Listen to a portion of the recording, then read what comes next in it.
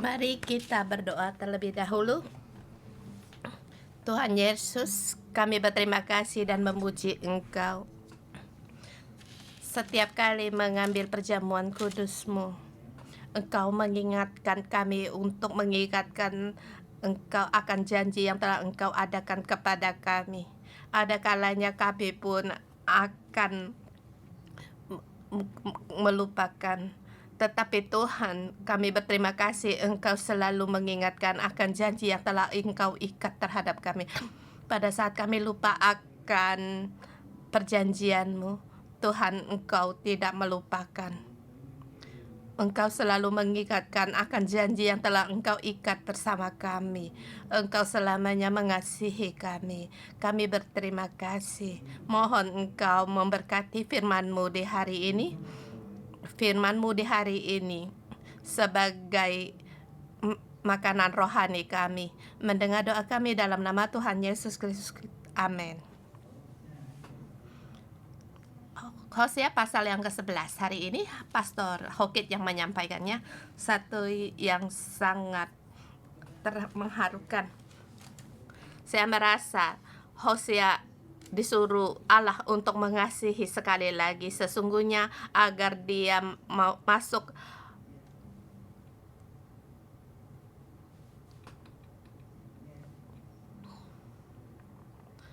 akan masuk dalam penderitaan Allah. Penderitaan yang pahitnya dalam mengasihi. Sampai pasal 11 seluruhnya diutarakan. Sebelum masuk terlebih dahulu, saya ingin membawa kalian untuk melihat PowerPoint, PPT, pasal 11.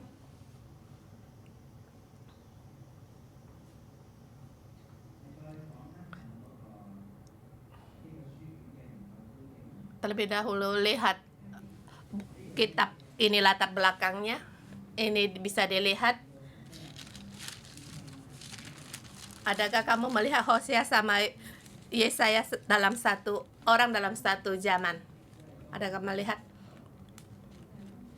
Pada saat Raja Uzia menjadi raja, di situ mengalami Ahaz dan Hizkia.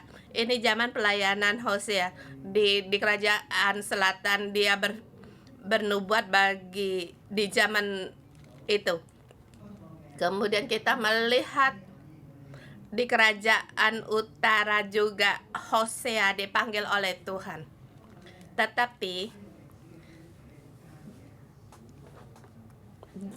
di sejarah ini ditambah firman Tuhan yang datang kepada Hosea bin Beeri pada zaman Uzia, Yotam, Ahaz, dan Hizkia, raja-raja Yehuda, dan pada zaman Yerobeam bin Yoas, raja Israel. Dia nabi di zaman utara Israel. Pada zaman Yerobeam yang kedua, dia dipanggil. Pada masa itu Yerobeam negara yang kuat di zaman itu. Tetapi kekuatan kerajaan utara dengan kerajaan selatan itu sangat berbeda. Kerajaan utara lebih kuat daripada kerajaan selatan. Dibandingkan mereka mempunyai tempat yang luas, bahkan di situ ada daratan Yisrael. Seperti di daerah Cina sebelah timur ada tempat padang yang luas untuk pertanian. Dia dibandingkan dengan negara selatan, dia lebih kuat. Tetapi di kerajaan selatan mempunyai raja yang kuat, yaitu Uzia.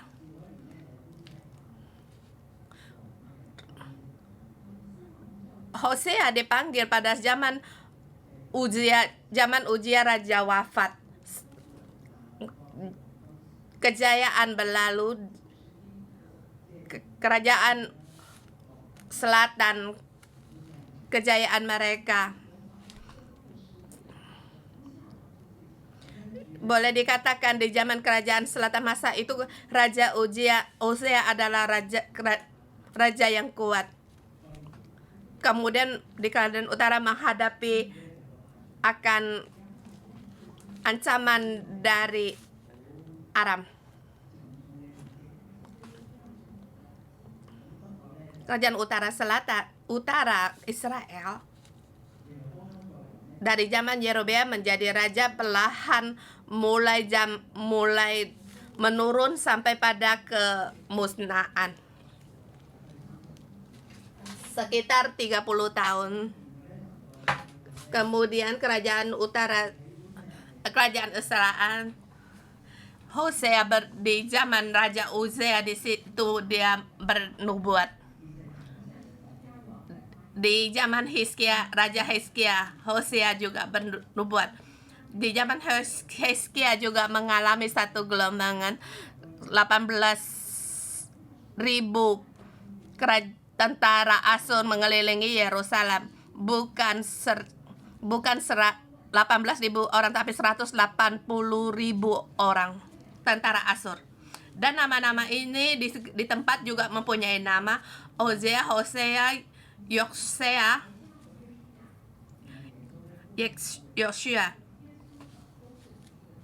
dan juga dalam silsilah satu nama dengan Yesus, yaitu keselamatan Tuhan. Mereka mengalami kekacauan Allah melalui melewati 2 nabi penyelamat untuk kerajaan utara dan selatan, berbicara kepada mereka. Kita melihat Hosea di tema di Hosea pasal 1 ayat 1. Yerobeam menjadi raja di zaman Hosea.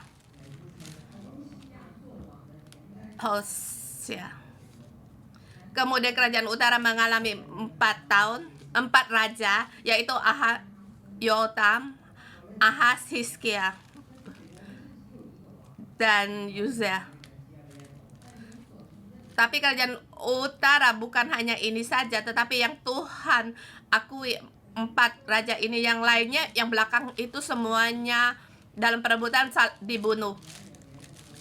Dan sesuatu yang kita lakukan merasa aneh. Hosea dia nabi yang berbicara di sebelah utara Israel. Mengapa zamannya dari tema Hosea ini dimulai dengan latar belakang dari raja selatan Israel dimulai? Hong Kong, siapa yang menjadi presiden?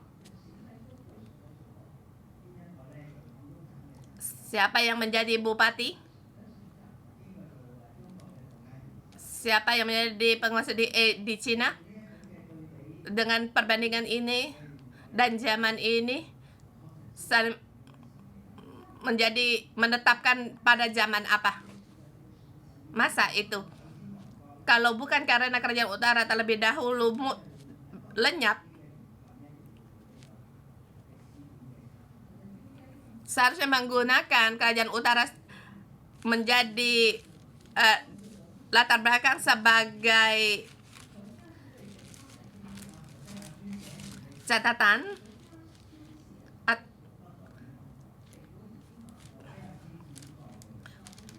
Hosea.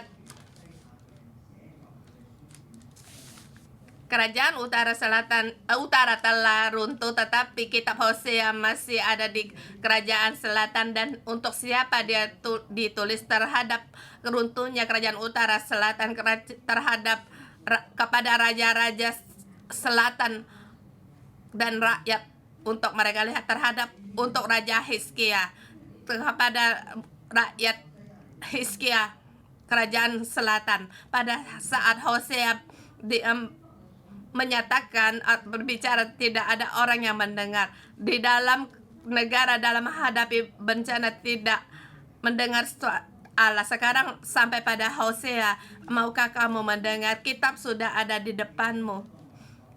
runtuhnya kerajaan utara kita tahu ada sebagian besar orang dibawa ke pembuangan. Sesungguhnya ada sebagian orang ada yang melarikan di sebelah selatan. Mengapa Hong Kong perekonomiannya meningkat? Karena ada para saudagar di orang di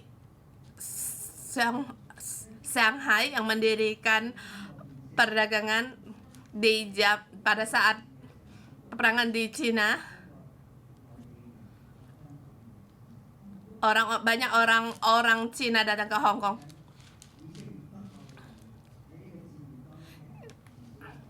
Demikian juga pada peperangan kerajaan utara banyak sekali umat rakyat pergi di kerajaan selatan.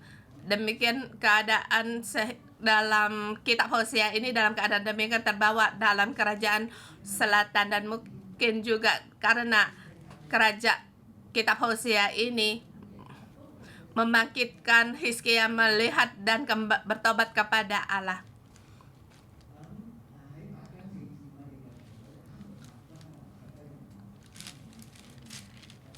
Di pasal 8 dikatakan mereka mengangkat raja, aku tidak mengakui. Mereka mengangkat penguasa, aku akan meruntuhkannya. Di situ ada 4 raja di zaman Yotam, Ahaz. Di kerajaan utara juga masih punya rajanya sendiri. Di sini ada 7 raja, tetapi Allah yang dikatakan di kitab Hosea ada hanya Yerobeam yang disebut raja di Hosea pasal 1 sebagai tema pertama.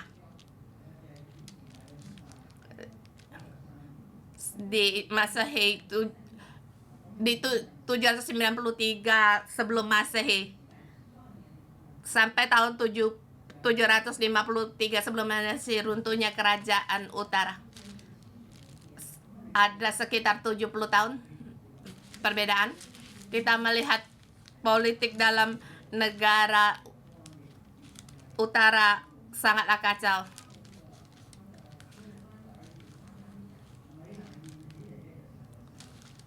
Selalu membunuh anaknya. Kemudian mereka membunuh PK, kemudian juga dibunuh oleh Manaisit dan saling perebutan. Kemudian Hosea bangkit membunuh PK.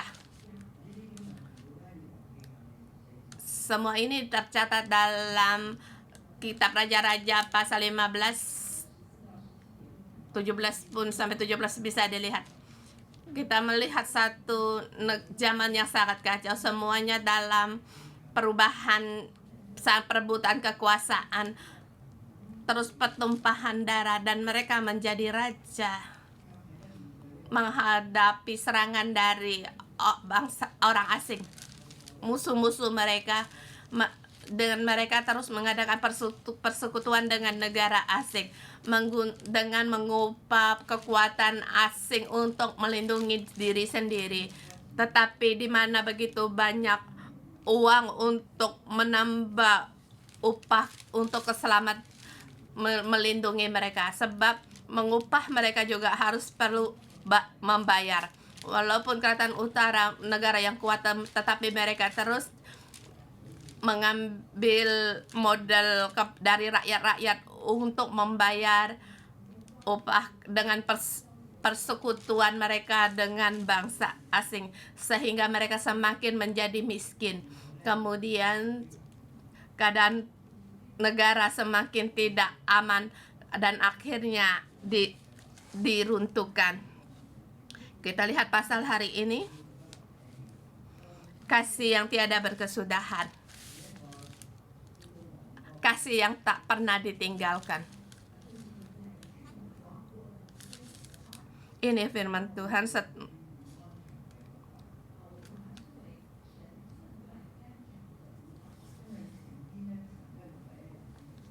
Karena di seluruh pasal ini Allah menggunakan orang pertama untuk sebagai pembaca, yaitu perkataan sendiri.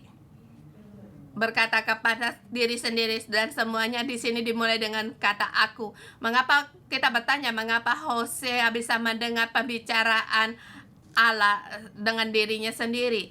Karena Allah berbicara dengan dirinya sendiri, tidak berkata kepada Hosea atau memberitahukan kepada orang Israel, tetapi Allah berkata pada dirinya sendiri.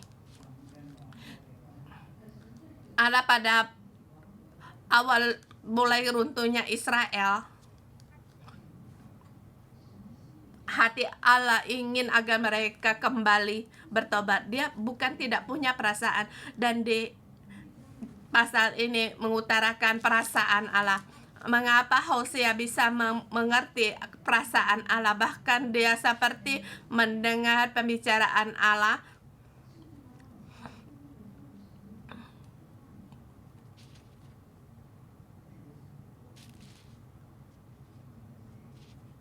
Dia mendengar kasih Allah yang tidak pernah ditinggalkan.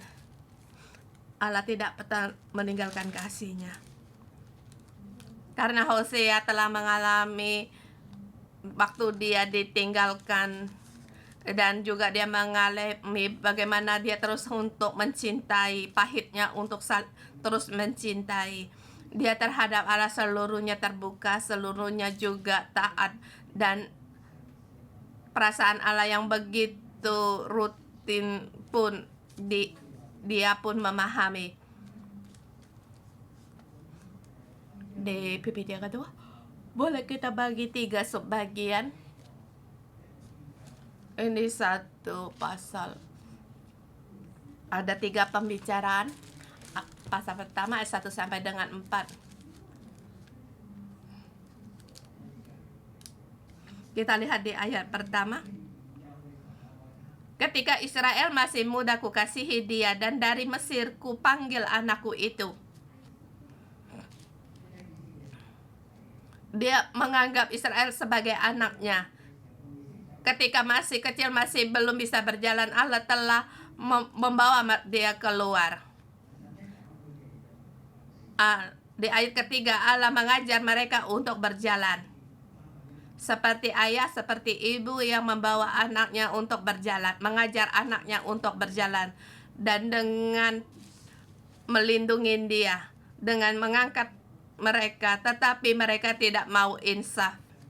Saya merasa di Hosea pasal 11 terhadap Hosea, terhadap kitab 5 Musa, di kitab Ulangan Imamat ini sebagai satu tambahan yang besar.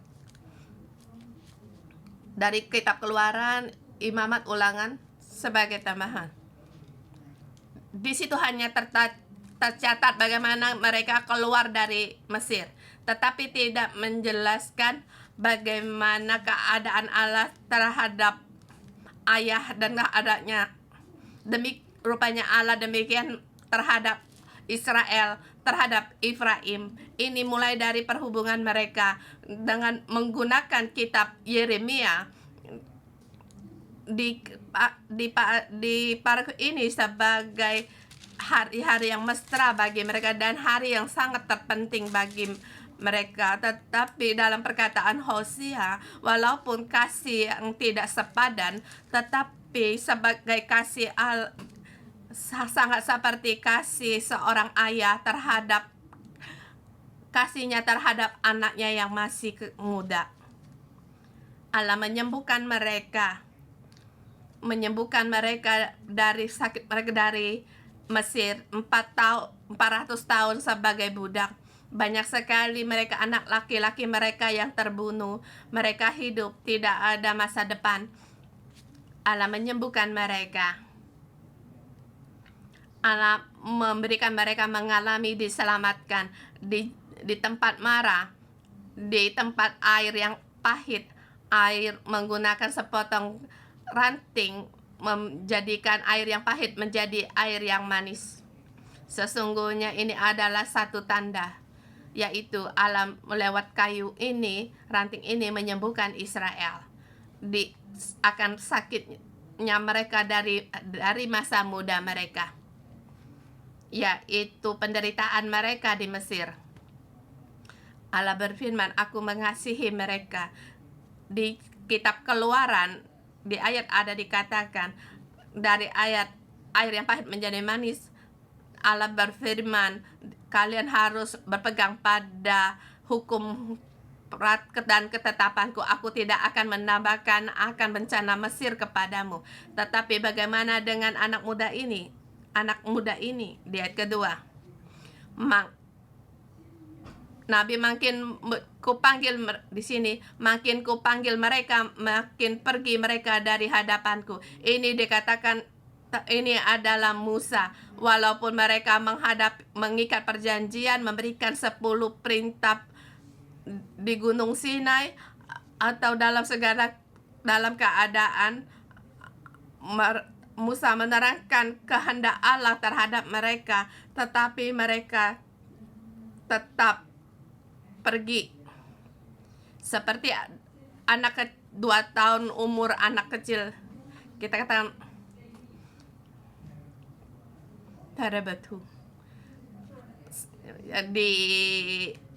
pada masa itu Israel seperti anak yang berumur 2 tahun. Lagi trouble-nya. Ibunya semakin memanggil dia, semakin lari. Dalam keadaan ini Allah hari ini mengatakan kembali, Israel akan menghadapi diruntuhkan negaranya. Tetapi Allah masih ingat sekitar 700 tahun sebelumnya bagaimana Allah membawa mereka keluar dari Mesir.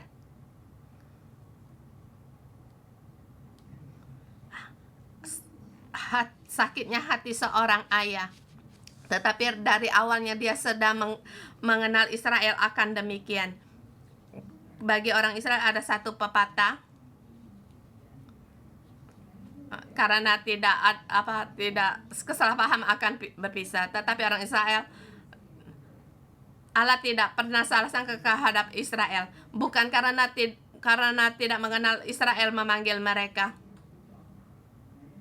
Bukan karena tidak tahu akan apa yang akan terjadi yang akan datang, maka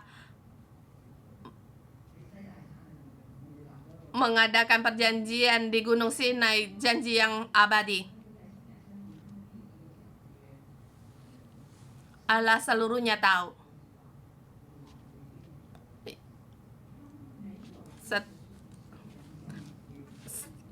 Apa yang belum mereka terjadi, Allah sudah tahu.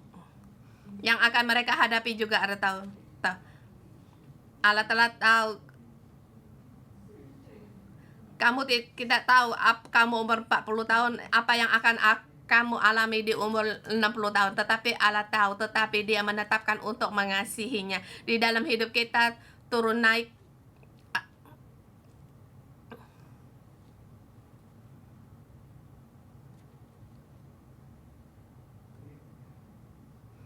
Dalam hidup kita, di setiap saat Allah tahu, Dia mengetahui, tetapi Dia tidak menyesal untuk mengasihi kita. Kita kembali di Adam diciptakan. Allah menciptakan manusia, dari awalnya Dia sudah tahu bagaimana sejarah manusia ini akan berlalu, tetapi Dia tetap menetapkan untuk terus mengasihi, bukan keadaan yang baru dalam menghadapan yang baru. Terhadap Allah semua ini tidak ada yang tiba-tiba kemudian menyuruh Allah untuk memenuhi. Karena Dia sudah tahu dari awalnya, dan juga Dia tahu caranya sendiri, dan juga Dia tahu bagaimana mengasihi kita dan bagaimana menyelamatkan kita. Tetapi Allah, bukan karena Dia Maha Tahu,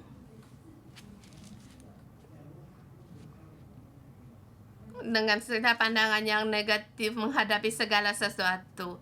Kita sampai di kitab Hos 12 kita akan tahu di seluruh sejarah Israel Allah menemani mereka berjalan sampai mereka tahu apa yang mereka alami. Allah selalu menyertai mereka dan bersama mengalami mereka dan menyanggah mereka, mengangkat mereka. Ayat keempat, gambaran yang sangat mesra. Aku menarik mereka dengan tali kesetiaan, dengan ikatan kasih. Ini seperti sapi yang muda yang menggunakan seutas tali yang ditarik bukan dengan memberontak dan saling adu tenaga, tetapi itu adalah tali ikatan kasih, dan tali ini tidak akan putus. Itu adalah tali kesetiaan yang datang dari Allah. Bagi mereka, aku seperti orang yang mengangkat kuk dari tulang rahang mereka. Seperti mengangkat kuk dari tulang rahang mereka sehingga sapi bisa makan, lembu bisa makan. Mungkin kita tidak dibesarkan di tempat pertanian, tetapi sejarah bisa tahu. Kita tahu mengangkat kuk dari tulang rahang mereka, membawa makanan di hadapan mereka, memberikan mereka makanan untuk mereka, untuk memikat mereka agar anak sapi ini datang dan di hadapan Allah dan mengerti akan kehendak Allah dan mengerti akan perasaan Allah. Mengapa Allah mengatakan semuanya ini? Karena Israel akan diruntuhkan. Allah sangat sedih.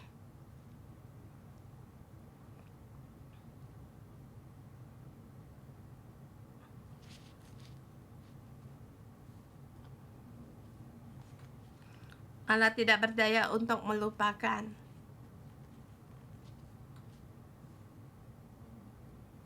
Kasih-Nya yang dulu. Sekarang dalam keadaan yang demikian. Ayat ke-5 dan ke-7 itu yang kedua. Allah tetap berbicara sendiri. Dia harus dengan tega untuk menyatakan kesusahan yang akan datang atau dalam bencana, dan semua yang datang itu adalah satu bencana. Tahukah mengapa setahu bencana yang datang itu menjadi satu kesengsaraan? membuat orang tergesa-gesa, tidak ada persediaan, karena manusia tidak mau mendengar. Mereka tidak menghadap persediaan terlebih dahulu. Maka pada saat bencana datang seperti satu yang tergesa-gesa. Ayat ke-5 dikatakan mereka harus kembali ke Mesir. Karena Allah telah mengeluarkan mereka dari Mesir dan Asyur akan menjadi raja mereka. Asyur akan menyerang mereka sebab mereka menolak untuk bertobat. Ayat ke-7 yang selesai. Tidak ada orang yang meninggikan nama Tuhan. Mereka tidak bertobat kepadaku, tidak meninggikan aku. Nabi memanggil mereka, tetapi mereka semakin dipanggil semakin pergi dari hadapanku. Dan ke-7, umatku betah dalam membelakangi aku. Mereka memanggil kepada Baal dan berhenti meninggikan namaku. Di kitab Yeremia dikatakan, ya Allah, aku dari pagi datang untuk mengutuskan nabiku untuk di antara kamu. Mengapa dikatakan sejak dini fajar bangkit? Karena itu adalah kegiatan Allah yang giat sebelum, seperti dalam kehidupan saya pagi, sebelum fajar telah mengutus nabinya. Kasih Allah tidak berhenti. Hosea bukan nabi yang pertama, tetapi sebelum dia selalu ada nabi dan berbicara kepada Israel. Tetapi mereka selalu terus tidak mau mendengar. Mereka tidak bertobat kepada Allah. Ayat ke-6 dikatakan mereka mengikuti keinginan mereka. Setiap orang hanya mendengar suara hati sendiri. yaitu rancangan diri sendiri. Manusia telah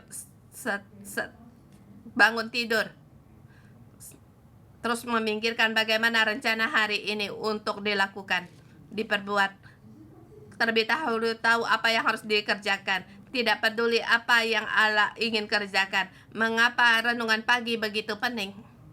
Karena pada saat apapun yang belum kita kerjakan, kita terlebih dahulu mendengar firman Allah. Dan hati kita diluruskan. Sehingga kita baru kesempatan untuk kembali kepada Allah, bertobat kepada Allah. Tetapi kalau kita sibuk dalam kegiatan kita, maka kita sulit untuk mendengar suara lain yang berbicara untuk kita. Dan rancangan orang Israel dalam kesusahan mereka menggunakan perserikatan dengan bangsa asing untuk menyelamatkan negara mereka. Tetapi persekutuan ini mereka harus terus dengan bayaran yang mahal dan menyenangkan untuk menguatkan negara mereka. Tetapi negara mereka semakin miskin dan akhirnya kota-kota mereka pun diruntuhkan. Kita berpikir apa yang Allah pikirkan, ya dia terpikir akan kasih setianya yang dari awal. Bagaimana dia membawa anaknya keluar dari Mesir, tetapi sampai hari ini Allah masih sendiri. Allah melihat bagaimana Asyur menyerang Israel Utara. Tetapi mereka menolak untuk bertobat. Mereka tidak peduli akan firman Tuhan. Mereka memilih untuk berjalan menuju jalan kemusnahan. Di pasal ke-7, umatku betah dalam membelakangi aku. Mereka betah membelakangi aku, meninggalkan jalan Allah, meninggalkan perjanjian yang diadakan Allah di Gunung Sinai. Jadi runtuhnya kerajaan Israel tidak bisa dihindari. Allah dalam daya tarik ini yang begitu mengasihi, dia begitu sayang terhadap anaknya. Dia tahu akan menuju jalan kemusnahan. Mereka tidak mau mendengar nabi sampai negara mereka dimusnahkan, diruntuhkan. Mereka tidak mau mendengar suara nabi, tidak mau mendengar Allah. Kita lihat di sub yang ketiga, kita semakin mendengar, kita akan tahu perkataan ini bukan kepada orang Israel, tetapi pembicaraan Allah sendiri terhadap dirinya, suara hatinya dari awal belakang. Seluruh hatinya sangatlah sedih, tetapi dia tidak berdaya untuk menghentikan Israel untuk menuju kemusnahan. Tetapi kita bertanya, apakah Allah itu sangatlah tidak sanggup 700 tahun tidak bisa menyelesaikan Israel? Kita pun demikian. Allah menciptakan Adam salah satunya untuk satu perkara, yaitu untuk memberikan dia kebebasan untuk memilih. Tidak ada kebebasan, tidak ada cinta yang sesungguhnya. Sungguh, kalau tidak ada kasih yang nyata, tidak ada hubungan yang nyata. Allah memberikan Adam untuk memilih.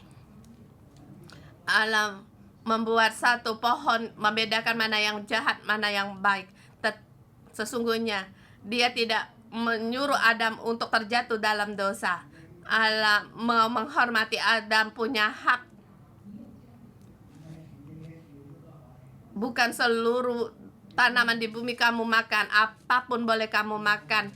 Aku mengasihimu, aku menghargaimu. Tetapi ada satu pohon yang yang harus membuatmu menjadi satu pilihan. Dan juga kita tidak melihat Adam langsung memakan buah dari pohon itu. Dia pasti berjalan terlebih dahulu di Taman Eden untuk mengenal para pohon-pohon itu. Terhadap pohon tentang yang baik dan tentang yang baik, dia pun ada perasaan. dan sungguh-sungguh dia harus memanggil satu pilihan. Apakah sungguh ada kebebasan ini? Allah pun menghargai. Kasih kita terhadap dia dengan hati yang sukarela.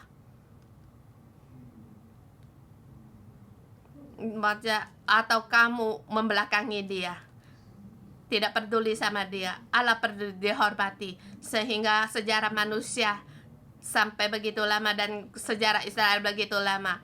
Bukan Allah memeluk tangannya dari atas hanya melihat saja. Seluruh sejarah manusia Allah ada di tengah-tengah bersama dengan mereka. Dia juga punya perasaan. Dia akan mengangkat kita.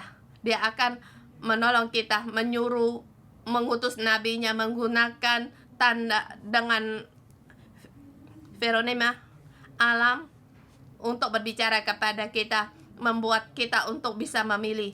Kita sampai di sub yang ketiga, dan di sini ini satu yang sangat dalam. Masakan aku membiarkan engkau, hai Efraim, menyerahkan engkau, hai Israel?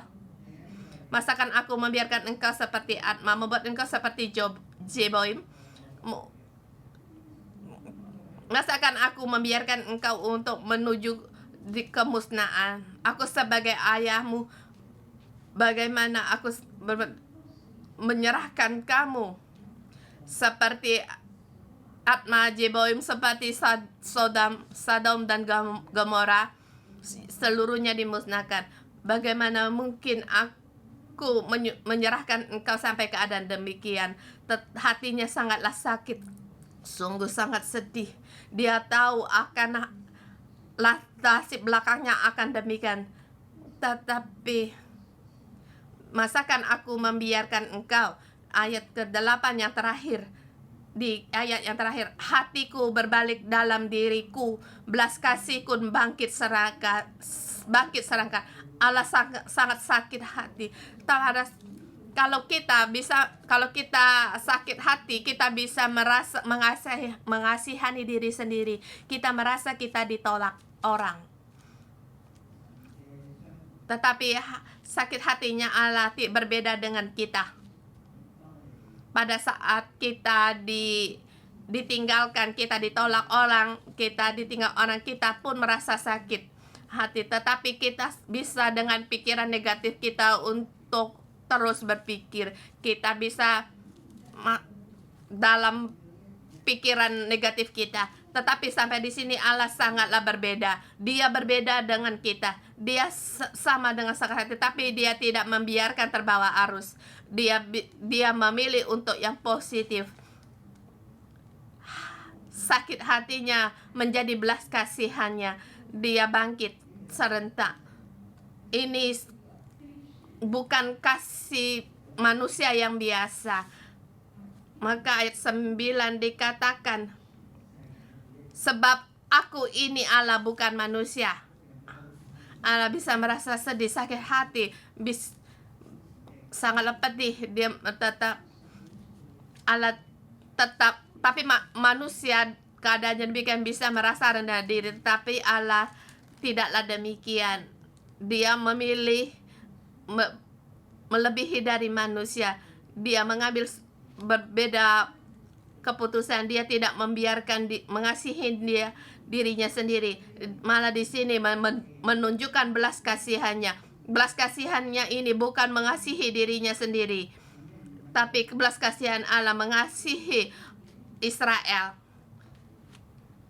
Karena aku yang kudus di tengah-tengahmu, dan aku tidak datang untuk menghanguskanmu. Hosea pun mendengar dan tahu. Pada saat Hosea dia ditolak oleh istrinya, dia keluar sebagai perempuan sundal. Kamu merasa apa perasaan Hosea? Mungkin kita pun tidak tahu bagaimana perasaannya. Tetapi pada saat Hosea menyatakan perasaan Allah ini, maka kita tahu kita memahami hati Hosea. Dia mempunyai perasaan yang sama. Dia sangatlah sedih. Tetapi manusia tidak sama. Allah tidak sama dengan manusia. belas kasihan Allah tidak mengasihi dirinya sendiri, tetapi mengasihi Israel. Dan Allah berkata, aku tidak akan datang menghanguskannya. Asur akan datang. Asur menggunakan tongkat murkanya untuk menghukum mereka. Tetapi Allah berkata, aku tidak akan datang menghanguskanmu. Maka dikatakan mereka akan mengikuti Tuhan, ia akan mengaum seperti singa. Satu suara yang kuat, kauman yang kuat yang menggoncang seluruh bumi. Asur akan datang. Orang-orang yang melarikan diri ke Mesir akan kembali. Dan orang-orang yang pergi sebelah timur, mereka dalam pelarian mereka akan kembali.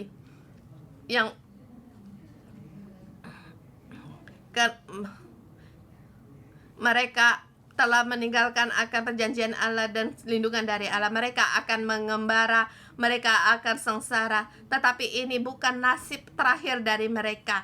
Aku akan tetap memberikan mereka masa depan. Belas kasihan Allah pun bangkit serentak. Dia tidak akan membiarkan anak-anaknya. Dia pasti akan, lalu dikatakan, aku akan menempatkan mereka lagi di rumah-rumah mereka. Di ayat 12, satu yang sangat istimewa untuk yang terakhir, Allah berulang kali, karena kasih ini ia tidak bisa menyerahkan seluruhnya. Israel menyerahkan dirinya sendiri, meninggalkan Allah, tetapi Allah tetap menghargai akan akhir dari nasib mereka. Tetapi bagi Allah, nasib ini bukanlah nasib yang terakhir. Allah pasti mempunyai nasib yang masa yang terakhir bagi mereka. Masa depan mereka pasti akan kembali. Pada saat Allah yang berfirman, Allah tahu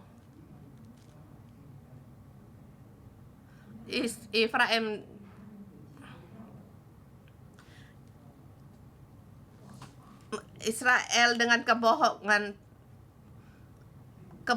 aku telah dikepung oleh Efraim dengan kebohongan terhadap Allah dan tipuan oleh Israel. Tetap Allah tahu hati kita. Apakah dalam kesesakan kita akan kembali atau menghadapi kesusahan seperti itu, atau kita dengan sungguh-sungguh mengikuti Allah. Allah sungguh tahu. Efraim mengatakan dengan kebohongan, dia tidak dengan sungguh-sungguh berbalik kepada Allah, maka kehancuran negara tidak bisa dihindarkan. Tetapi Allah menunjukkan kuasanya yang maha kudus, yang setia. Kita melihat Allah memberikan kekuatan bagi Hizkia dan umatnya untuk setia terhadap Allah. Dalam kesusahan mereka harus sungguh-sungguh mencari Allah. Ini di kitab Hosea di pasal 11. Dan bagi saya di dalam pernikahan saya, dalam menghadapi kesusahan dalam rumah tangga saya punya waktu yang panjang tidak bisa tertidur. Dan kitab ini yang menolong saya. Dulu saya membaca kitab Hosea tidak begitu memahami. Tetapi hari ini pada saat saya berbicara demikian, saya melihat firman Allah bagaimana menyembuhkan orang-orang yang hati yang hancur, hati yang sakit. Seperti bersamaan waktu saya membaca kitab agung, saya memahami akan kasih Allah. Firman Allah itu sungguh nyata di dalam setiap keadaan hidup kita. Dia berbicara. Walau seberapa tingginya-mu, seberapa rendahmu, Allah pasti ada di tengah-tengahmu. Allah memahami akan kita karena Allah sendiri mengalami. Kita mohon Allah untuk memberkati firman-Nya. Mari kita bangkit bersama. Kita datang di hadapan Tuhan Allah kita, Allah yang mengikat perjanjian dengan kita. Kita datang di hadapan-Nya, kita bersama untuk berlari, untuk mengasihi Allah kita. Amin.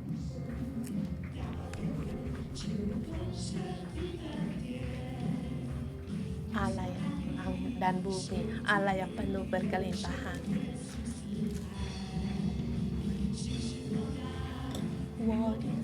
怜悯心向前求，一起一起随你祷告，完全我全心全意。我要向爱我神，大声欢呼，赞扬赞美，从奇妙的服务，我爱，向爱我神。不再惧怕，不再犹豫，全心祈靠，上有比赛，天上的神，大有好运，全丰盛的恩典，下你上的心里和亲近爱，谢谢宽待，与我同在，充满怜悯，心向祈求。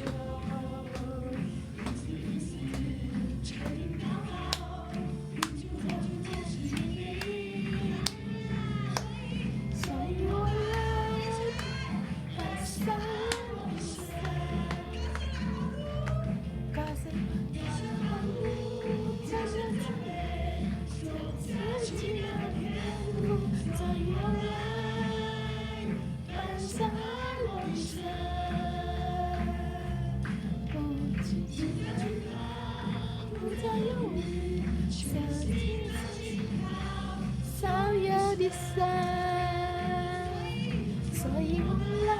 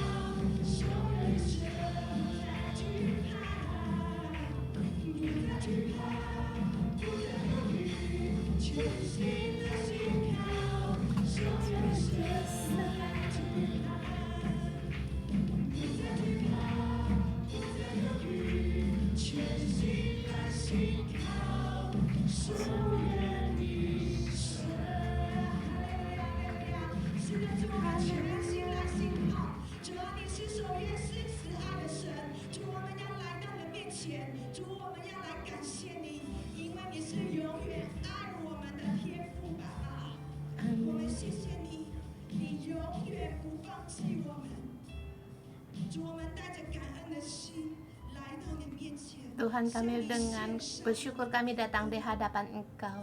Dengan kami mengucapkan terima kasih kami, pujian syukur kami kepada Engkau.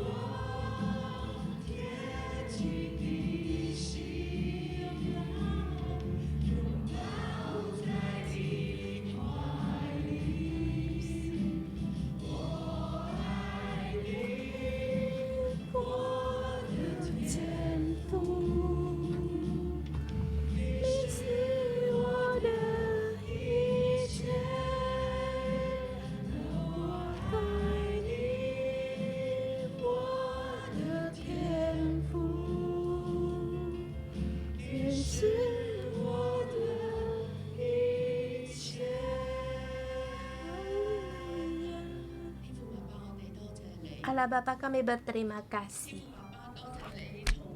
Allah Bapa, terima kasih dari awal ciptaanmu, Engkau telah memilih kami.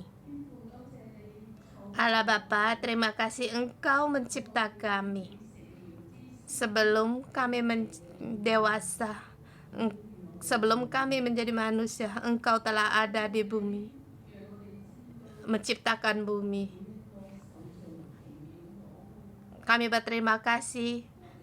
Kami akan ciptaanmu. Terima kasih akan kasihmu seperti seorang ayah yang untuk mengasihi kami dan menolong kami. Terima kasih Bapa, di masa muda kami, di masa kesusahan kami, Engkau memilih kami.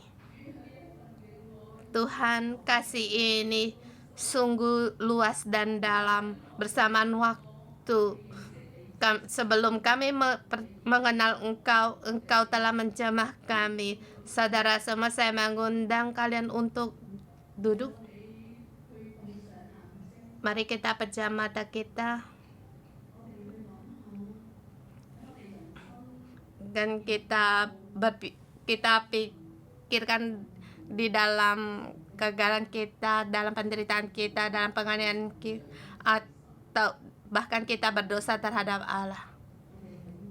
Dalam keadaan yang demikian, di dalam titik yang bawah kita, Allah Bapa kita, Bapa Surgawi kita, bagaimana datang di tengah-tengah kita, yang mengulurkan tangannya dan memberitahu kepada kita, anakku, aku mengasihimu.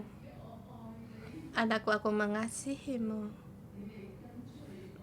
Kamu datanglah mengikut aku dan mengenal aku.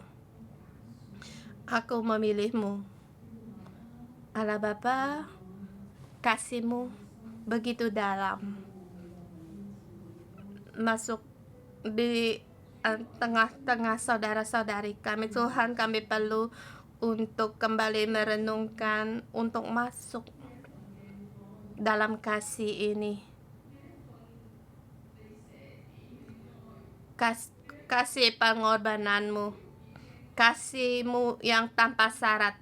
Hari ini Tuhan, Engkau kembali memberitahukan kepada kami setiap orang, anakku, aku mengasihimu. Anakku, aku memilih engkau. Anakku, aku memilih engkau. Ikutilah kasihku. Mulailah yang baru di antara kita.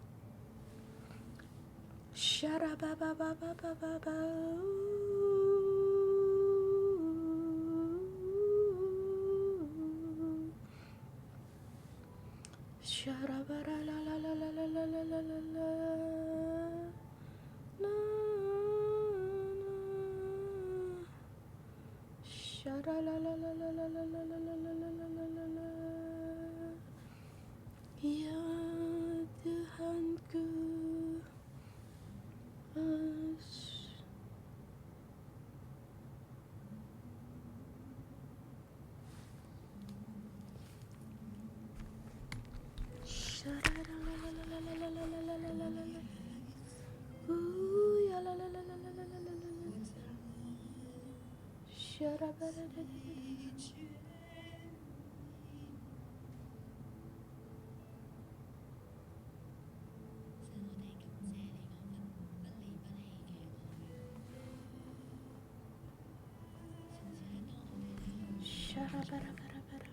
Tuhan, aku berterima kasih atas kasih-Mu. Tuhan, Engkau selalu menemani kami di saat kami sakit. Engkau tetap menjaga hidup kami pada saat kami menghadapi kesesakan. Kami memanggil Allah Bapa, Engkau datang menolong kami. Tuhan, Engkau adalah Allah Bapa Surgawi kami, Bapa yang tidak meninggalkan kami. Tuhan, kami memuji Engkau, kami berterima kasih. Tuhan, tuh kami kembali merenungkan bagaimana karya-Mu di dalam hidup kami. Tuhan, kami hanya bisa bersyukur. Kami hanya mengucapkan puji syukur kami. Tuhan, kami mengingatkan Engkau, kasih-Mu di dalam hidup kami. Tuhan, kami memuji Engkau. Bapa Surgawi, kami memuji Engkau. Kasih setia-Mu, tali ikatan kasih-Mu begitu dalam memenuhi kami. Tuhan, kami harus berpegang kembali kasih yang mula-mula. Kami harus berpegang kepada kasih-kasih ini, kasih pada saat pertemuan kami dengan Allah. Tuhan, kami perlu akan Engkau. Tuhan, kami perlu akan Engkau. Tuhan, kami mau kembali. Kami perlu akan Engkau. Kasih-Mu begitu dalam, penuhilah kami. Kasih-Mu dalam jamalah kami. Tuhan, kasih ini tak pernah Engkau tinggalkan. Walaupun kami telah berdosa, bersalah terhadap kami dalam penyembahan berhala, kami membelakangi Engkau, kami tidak tahu diri, tapi Tuhan, kasih-Mu kepada kami melebihi kasih yang melampaui waktu sampai hari ini, sampai saat ini. Engkau tetap memenuhi kami. Allah Bapa, kami mengasihi Engkau. Tolonglah kami lebih dalam lagi, lebih dalam lagi, lebih dalam lagi untuk mengasihi-Mu. Tuhan, peganglah tangan kami, peganglah kami.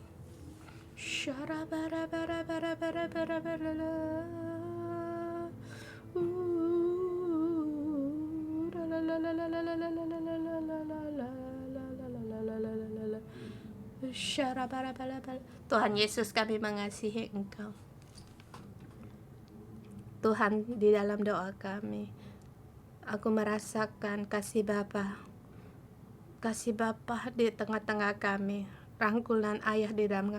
Tuhan, sudah lama tidak merasakan demikian. Kasih-Mu ada di tengah kami. Engkau kembali memberikan kasih-Mu masa muda kami. Kasih yang kami rindukan. Tuhan ada di tengah kami. Tuhan, sungguh kami merasakan Engkau ada di tengah-tengah kami. Seperti yang dikatakan dalam ayat ini, Engkau ada di tengah-tengah kami. Tuhan, kami mengasihi Engkau. Tuhan, kami ada kalanya kami bersalah kepada Engkau. Tuhan, Engkau memanggil kami kembali untuk bertobat. Tetapi kami banyak sekali yang kami pikirkan. Kami berkata, Tuhan, kami sangat sibuk, kami banyak pekerjaan. Bapa, belum saatnya. Banyak sekali pikiran kami sendiri. Kami memilih untuk meninggalkan Engkau. Tuhan, terima kasih. Hari ini Engkau kembali dengan tali ikatan kasih setiamu, tali kesetiaan-Mu terhadap kami. Saudara semua, Allah mengasihi-Mu. Allah memberi petunjuk bagimu, Dia tidak meninggalkan kamu. Di dalam hidup kita banyak sekali yang mempengaruhi kita. Mungkin kita berkata kita sibuk, tidak bisa datang ke gereja, kita tidak bisa melayani karena kita banyak sekali yang untuk kita rawat. Tuhan, belum saatnya. Sampai aku selesaikan dulu pekerjaanku, kemudian aku mengasihi untuk melayani-Mu. Kembali Allah memanggil-Mu, tinggalkan segala pikiran-Mu. Seperti anak muda, bagaimana aku mengajar-Mu berjalan, bagaimana aku menyembuhkan-Mu, mengangkat-Mu. Hari ini sama, anakku, aku hari ini tidak meninggalkan kamu, aku menyertai-Mu. Engkau ada di tengah-tengahku. Aku tidak pernah melupakan-Mu. Saudara semua, saat ini kamu bisa meletakkan tanganmu di hatimu. Kembali kamu serahkan hatimu kepada Allah. Kita kembali serahkan hati kita kepada Allah untuk kembali kepadanya. Aku membawa kalian berdoa. Allah Bapa, aku datang di hadapan-Mu. Aku mau melepaskan segala kesibukanku, rancangan-rancanganku, rancangan yang aku pikirkan, hanya mau untuk mengikuti Engkau. Ampunilah aku Tuhan, akan membelakangi Engkau. Kami tidak mendengar pemberontakanku. Tuhan, hari ini aku kembali datang di hadapan-Mu untuk mengikat janji, untuk umur hidup mengikuti Engkau. Walaupun aku menghadapi kesusahan, ada kelemahan, tetapi Tuhan, aku percaya akan Engkau. Aku mau mengikuti Engkau. Tolonglah aku. Aku tahu Engkau pasti akan menyertaiku, berjalan bersamaku. Peganglah tanganku, seperti aku di masih muda. Pada saat aku mula percaya pada Engkau, kembalilah kasih-Mu penuhiku. Tolonglah aku. Terima kasih Yesus, mendengar doaku dalam nama Tuhan Yesus Kristus. Amin. Tuhan, kasih-Mu kembali memenuhi kami setiap orang. Buanglah segala ketidakpercayaan kami, keraguan kami, agar hidup kami agar kuat kembali. Tuhan, ada di samping kami. Engkau menyertai kami, berjalan bersama kami. Walaupun kesusahan yang kami hadapi, semua kesusahan ini, semua ini, hari ini Tuhan, Engkau telah hancur, dihancurkan. Tuhan, Engkau terus menyertai kami. Tuhan, kami bersyukur dan berterima kasih. Terima kasih Yesus. Tuhan, kami berterima kasih.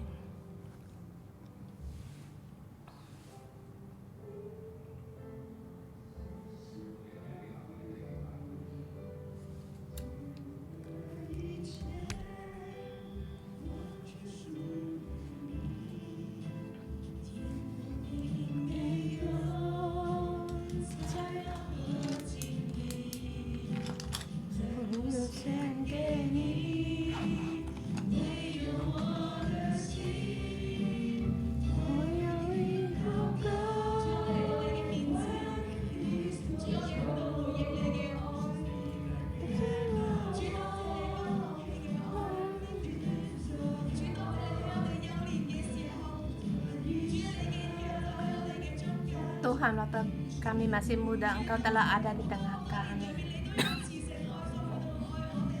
Kasih-Mu tidak pernah meninggalkan kami. Tuhan, saat ini kami merespon akan kasih-Mu.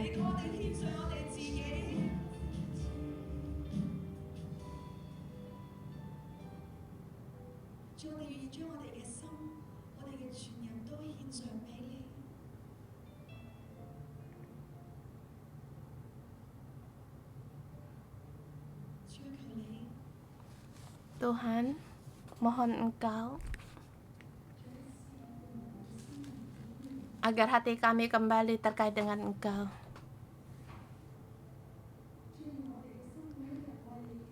Agar hati kami lebih dalam lagi mengasihi Engkau. Seperti kami setiap hari. Setiap Engkau mengesusuan agar kami kembali kepada Engkau, bertobat kepada Engkau dan mengikuti Engkau.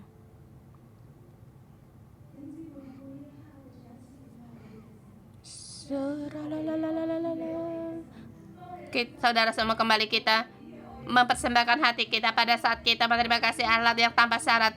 Pada kita kembali untuk memuaskan hati, menyenangkan hati Allah kita.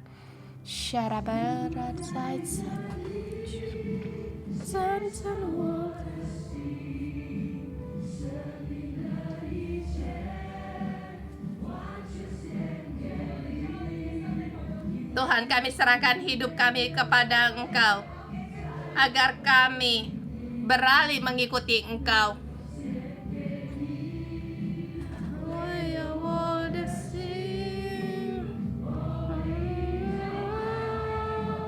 Ini adalah doa kami.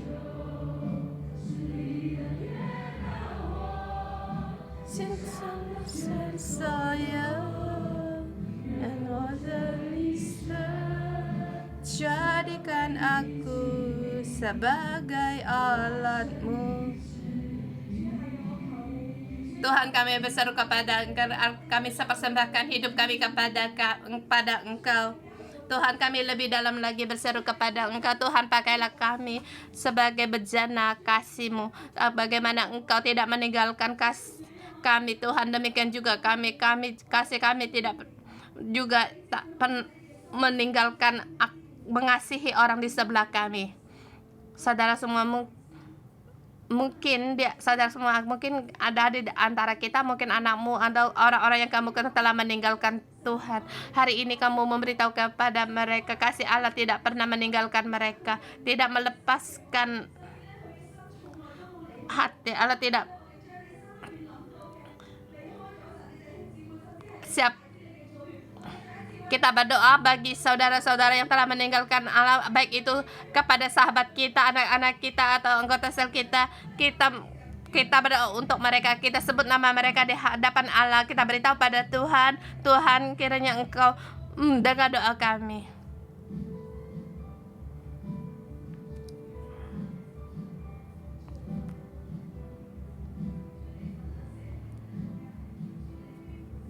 Tuhan, bagaimana kami serahkan anak kami, anggota sel kami kepada saudara-saudara kami yang meninggalkan Engkau, Tuhan, yang kami rindukan pada mereka. Mohon Tuhan Engkau memanggil mereka kembali dengan kasih-Mu, Tuhan. Tuhan, kami datang di hadapan-Mu, setiap nama kami serahkan kepada Engkau, di dalam nama ini ke anak kami, orang rumah kami, bahkan orang-orang yang telah anggota sel kami yang telah meninggal kami, saudara-saudara kami. Tuhan, bagaimana Engkau tidak membiarkan.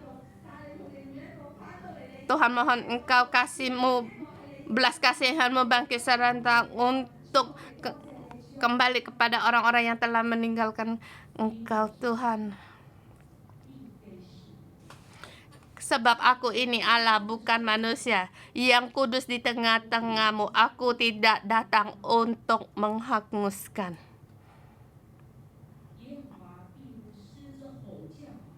Mereka akan mengikuti Tuhan. Ia akan mengaum seperti singa.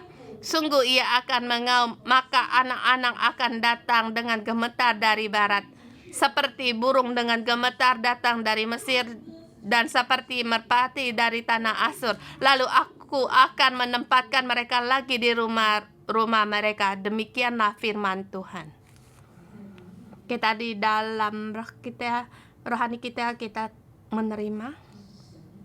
Ini adalah janji Allah, dan yang ingin Allah lakukan, walaupun sebagaimana pemberontakan kita, walaupun keadaan kita bagaimanapun, kita tidak setia. Seberapa jauh kita meninggalkan Allah?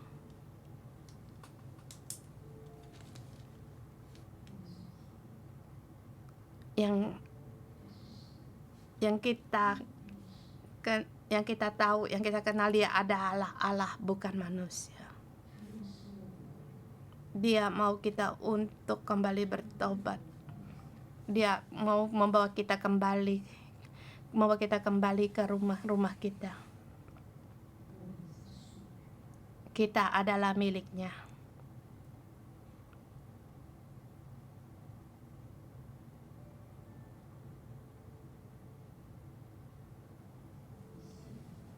Percayakah kamu? Percayakah kamu?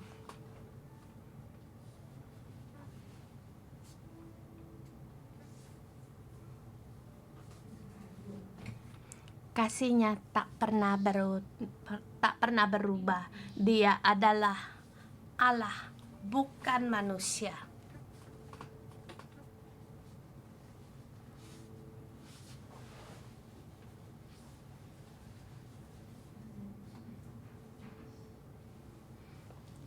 Dia di bumi tidak dapat mencari orang yang begitu sungguh-sungguh setia pada Dia.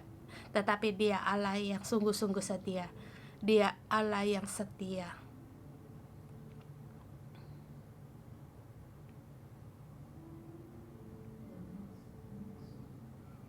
Kita letakkan tangan kita di atas hati kita.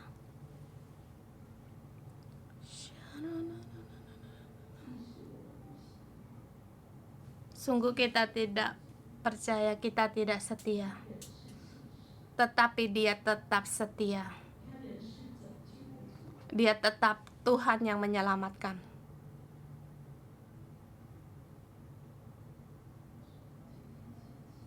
Tuhan, kami dengan demikian percaya akan Engkau.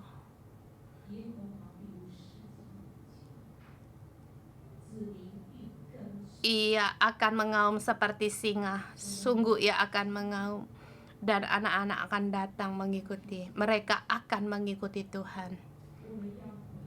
Kita harus kembali. Kita harus dalam tuntunan Tuhan. Dia sekali mengaum, kita mengikutinya. Dia mengaum, kita mengikutinya, agar kita bisa kembali ke rumah Allah Bapa. Tuhan,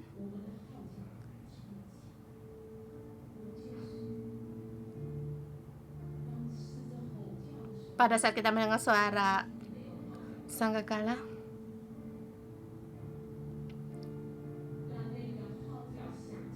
pada saat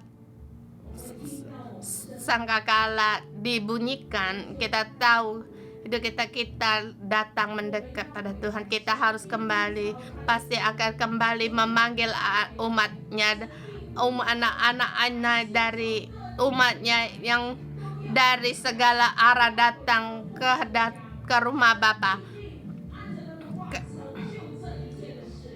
Allah akan melaksanakan segala rencananya.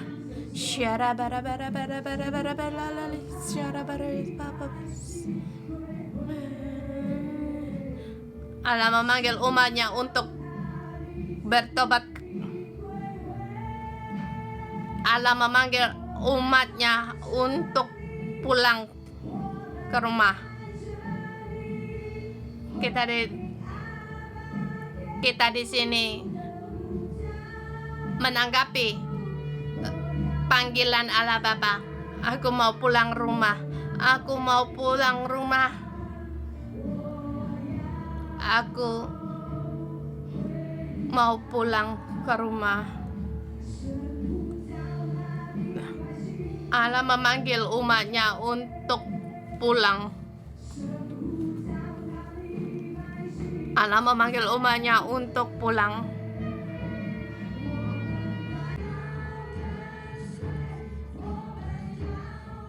Kita mengikuti Allah kita.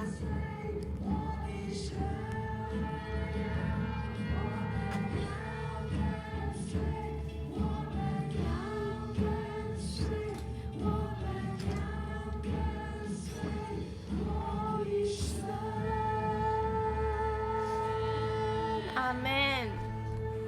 Haleluya. Aku dalam nama Tuhan Yesus Kristus memberkati kita setiap orang. Kamu anak yang bagaimana?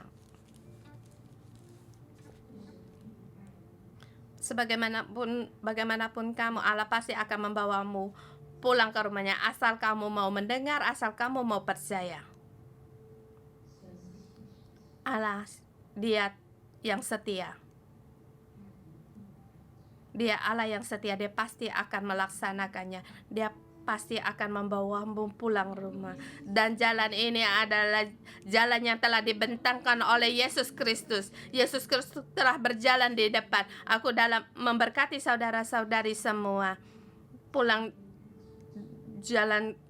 Mengikuti jalan pulang ke rumah dengan rendah hati. Kamu pasti akan sampai ke rumah Allah Bapa. Dalam nama Tuhan Yesus memberkatimu. Amin. Kita renungan pagi sampai di sini. Tuhan memberkati. Sampai jumpa.